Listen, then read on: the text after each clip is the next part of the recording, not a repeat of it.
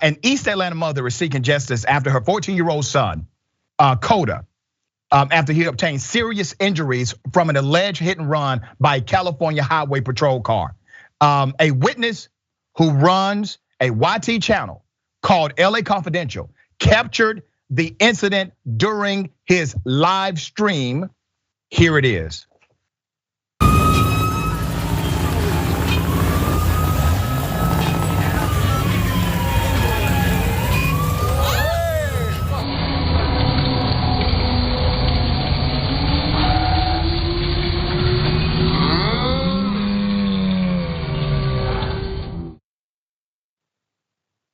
Wow. Coda's mother, Sarah Carventes, has since hired an attorney with the help from volunteers, has been able to draw awareness to the incident. We're going to help draw awareness to this incident. This is a quote from Sarah on what Isaac's condition was like when he came home that night. He was distraught. He couldn't even focus his eye vision on me. It was horrible. You could tell that something was wrong and he couldn't talk correctly. He was slurring his words. Sarah says that even a month after the incident, Isaac is still suffering from a concussion and shoulder injury. Let's put up a picture of Sarah and her dear son, this dynamic duo. Look at that. Look at that. On video, you see a patrol car hit a child. Okay, maybe you were careless. Maybe you made a mistake, Mr. Patrolman. But what you did after that is completely 100% criminal. And it shows why you don't deserve that badge. Here's some more details. A community activist and the boy's mother claimed that the officer didn't stop to help the boy. They also said that several individuals tried to report the hit and run to other officers who were patrolling the area, but not a single one would take their report. Evidence of a guilty conscience, evidence of a cover-up. Also evidence that they may have known exactly what happened. Somebody may have told them, maybe the person who did it. The activists are calling for the CHP, California Highway Patrol, to reveal the name of the officer who hit Isaac and did not stop to provide aid. They are calling for the officer's immediate termination, as well as the officers who refuse to take a report from the community. Every single one of them need to be locked the hell up. Every single one of them. They need to go to jail. They need charges. This is a 14-year-old kid. And if we're not outraged by this, if we're not outraged now, you know what happens if we don't do something now? It becomes more extreme. The behavior becomes more aggressive. You have to check things like this when it happens. According to a video by user Long Beach Audits, the officers, plural, involved are these two guys. Put them up, put up the picture.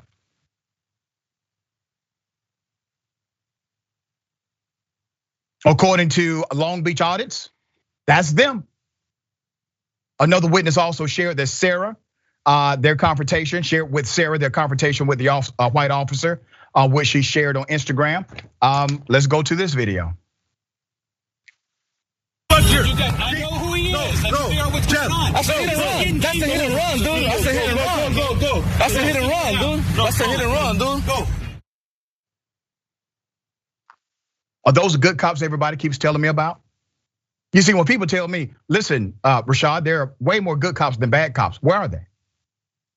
Where's the one good cop out of all of these cops who were alerted that night that a hit and run had just taken place, and not a single one of those cowards decided to take a damn police report for that 14-year-old kid who now has slurred speech, reduced motor skills, has impacted his mobility, family torn, police division deciding not to be transparent with the information, a cover-up evidenced by the conversations that happened immediately afterward. Where are the good cops? Adrienne, where are the good cops?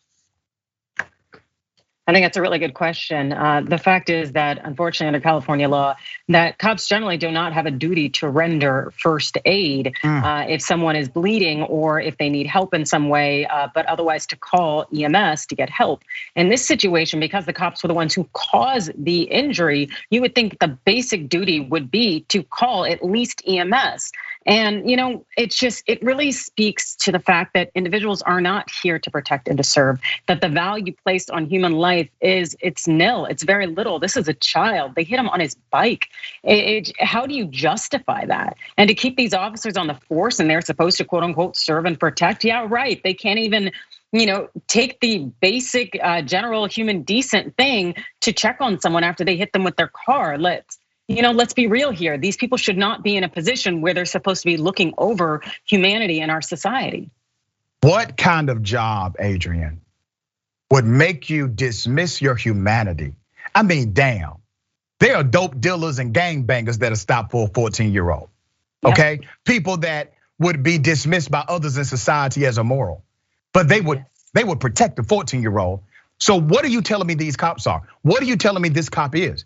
Who would hit a 14-year-old, speed away from the scene, and absolutely render no aid, nor his colleagues who were there hearing the witnesses say, this is a hit and run that just happened by one of your guys.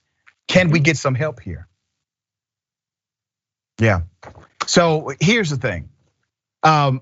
California law says you don't have a duty to render aid. So explain this to me, Adrienne. Why is it that police officers seem to want all of the authority, but none of the responsibility associated with it? Well, it's because that authority is power.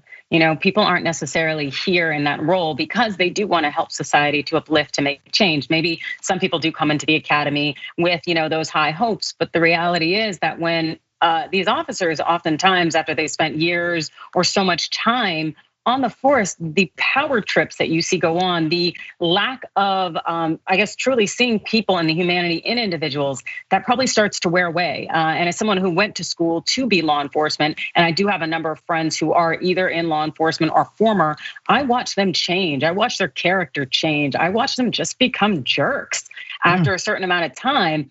But as one of my closest guy friends, I remember talking to him one time and he said, AJ, I am exhausted. I just spent the last 12 hours sitting in the hospital holding the hand of a 4-year-old who was raped in the Bronx.